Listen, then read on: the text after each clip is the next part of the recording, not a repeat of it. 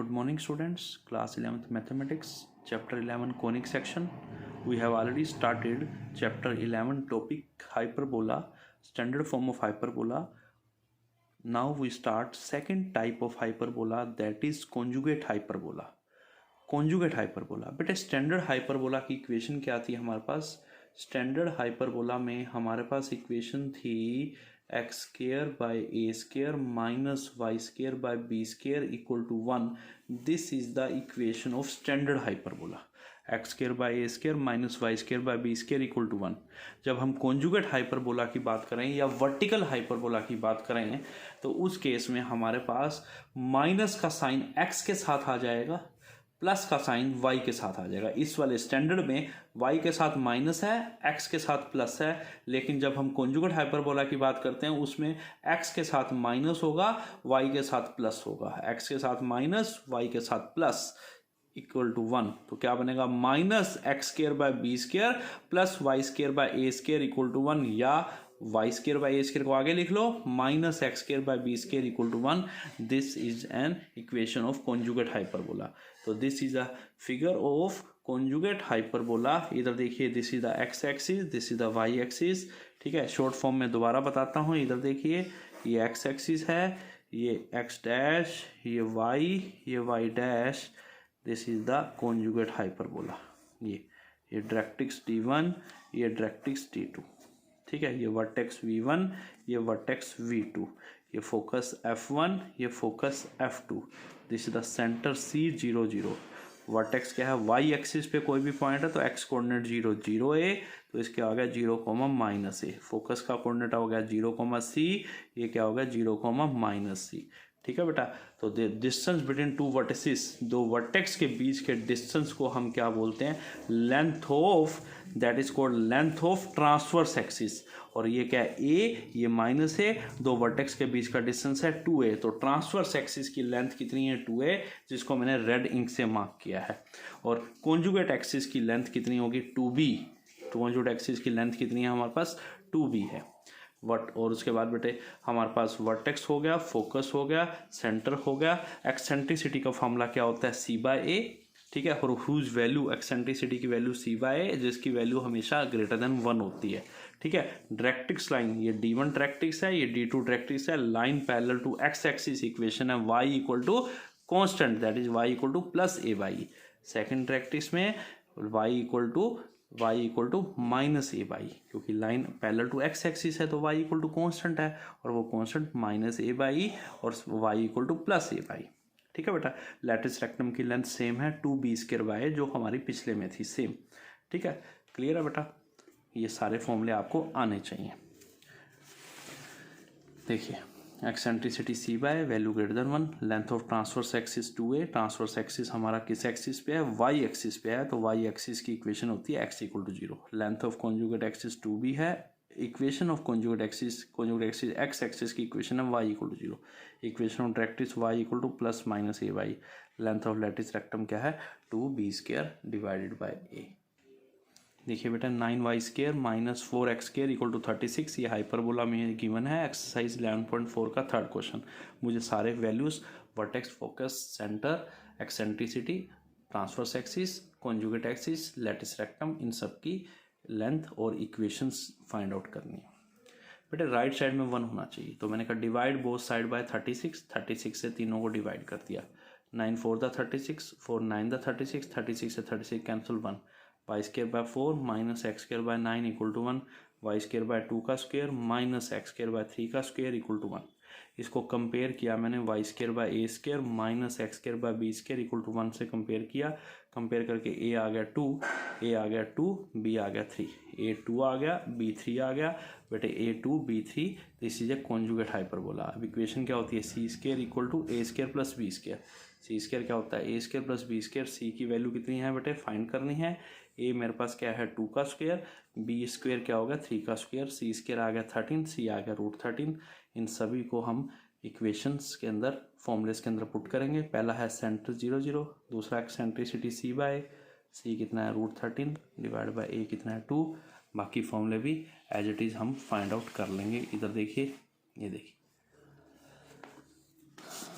ए हमारे पास 2 है, बी 3 है, सी √13 है। ये तो देखिए ये हाइपरबोला है, ये एक्स एक्सिस, ये वाई एक्सिस, ये फर्स्ट वर्टेक्स, ये सेकंड वर्टेक्स, ये फोकस, ये सेकंड फोकस, ये पहला ट्रैक्टिस, ये दूसरा ट्रैक्टिस, सेंटर 0 0, एक्सेंट्रिसिटी सी बाय √13/2, वर्टेक्स क्या है 0, ए 0, -a 0, +- a कितना है हमारे पास 2, वर्टेक्स आ गया 0, +- 2, फोकस है 0, +- 0, ±√13।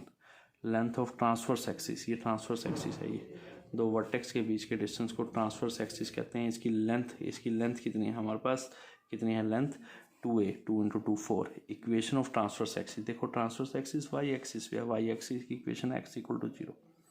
कॉन्जुगेट एक्सिस, बेटे कॉन्जुगेट एक्सिस की लेंथ है 2b, 2 × 3 6 आ गया। इक्वेशन ऑफ कॉन्जुगेट एक्सिस क्या होगा हमारे पास, x एक्सिस की इक्वेशन होती है y = 0। Length of latus rectum क्या है 2b²/a, 2 × 3² कैंसिल होकर 9 आ गया। इक्वेशन ऑफ ट्रैक्टिस y क्या आ गया +- a हमारे पास 2 है, e की वैल्यू √13/2 सोल्व करके y = +- 4/√13। ये आंसर आ गया। क्लियर है बेटा, समझ आ गया, बिल्कुल सिंपल था, आपको समझ आ गया होगा सारे वैल्यूज पुट करके, सिंपल फॉर्मूलेस थे। Find equation of hyperbola if vertex is 0, ±5 and foci is 0, ±8। बेटा पहले से हमें पता चल गया एक्स कोऑर्डिनेट 0 है। अगर एक्स कोऑर्डिनेट 0 है, मैंने कहा एक्स कोऑर्डिनेट अगर 0 है तो वो पॉइंट हमारा कहाँ पे होगा, वाई एक्सिस पे होगा। अगर वर्टेक्स वाई एक्सिस पे है तो वो हाइपरबोला कौन सा हाइपरबोला है हमारा, conjugate hyperbola. Vertex y axis पे है, फोकस वाई एक्सिस पे है, तो वो हाइपरबोला हमारा कौन सा हो गया, कॉन्जुगेट हाइपरबोला।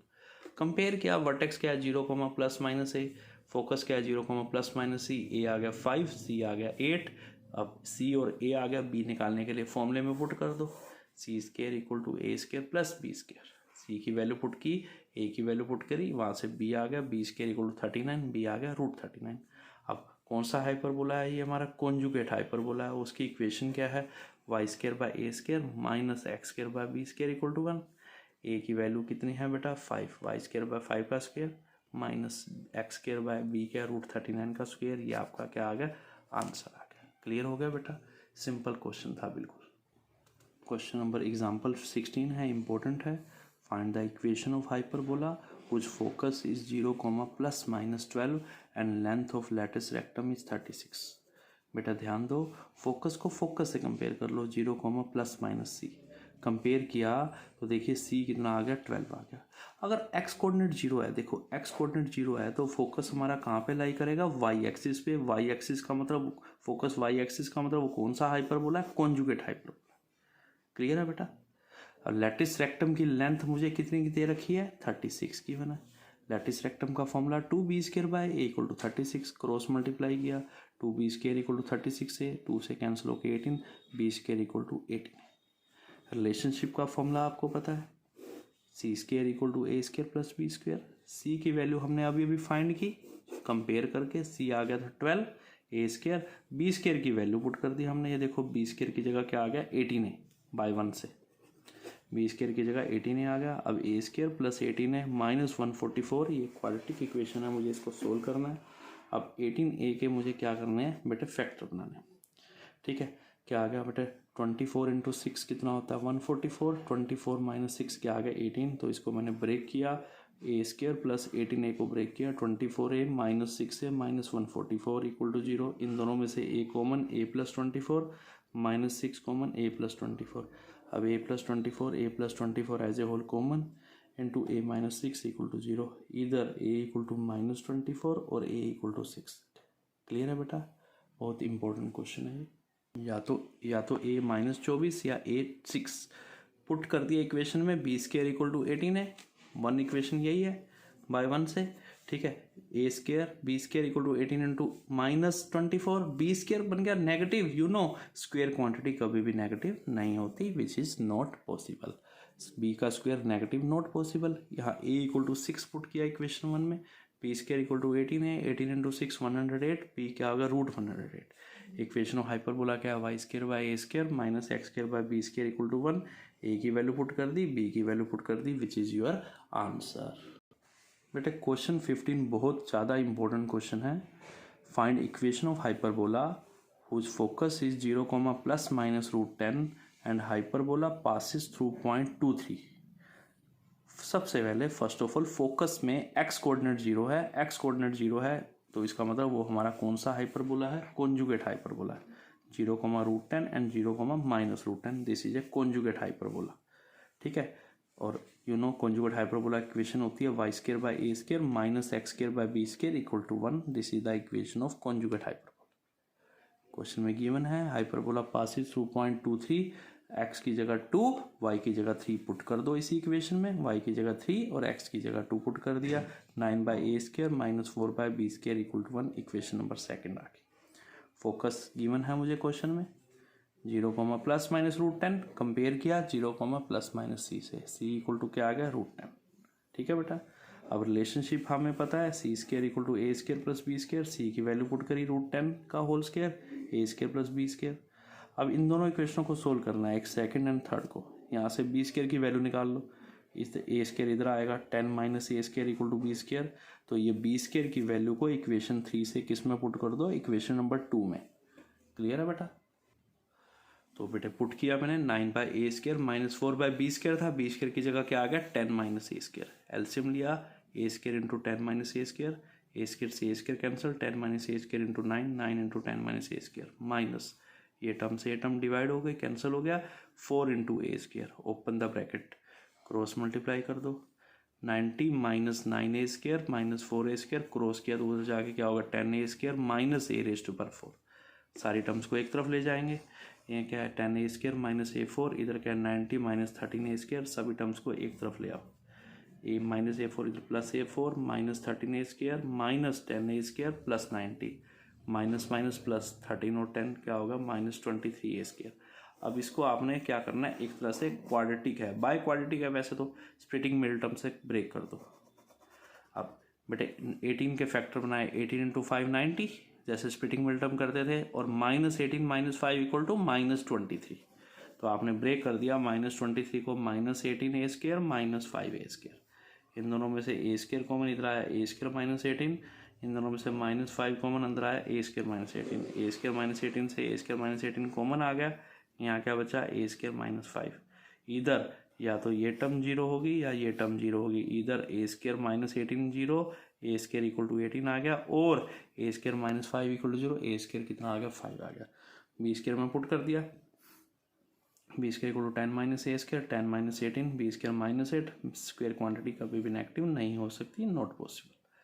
तो b² इक्वल टू 10 - a², की वैल्यू पुट करी, b² कितना आ गया 5, तो a² इक्वल टू b² दोनों हमारे पास कितने आ गए 5 आ गए, a² भी 5 है, b² भी हमारे पास कितना आ गया 5 आ गया। तो equation of hyperbola y² by a² minus x² by b² equal to 1, a² और b² की वैल्यू पुट कर दी, तो क्या बन गया y² माइनस x², मैंने एलसीएम ले लिया, ठीक है, 5 क्रॉस करके equal to 5। This is the equation of hyperbola, ये आपका आंसर आ गया। और अगर कभी भी a इक्वल टू b आ जाए या a² इक्वल टू b² आ जाए, तो उस हाइपरबोला का एक न्यू नेम है, special name, that is called equilateral hyperbola. Okay बेटा।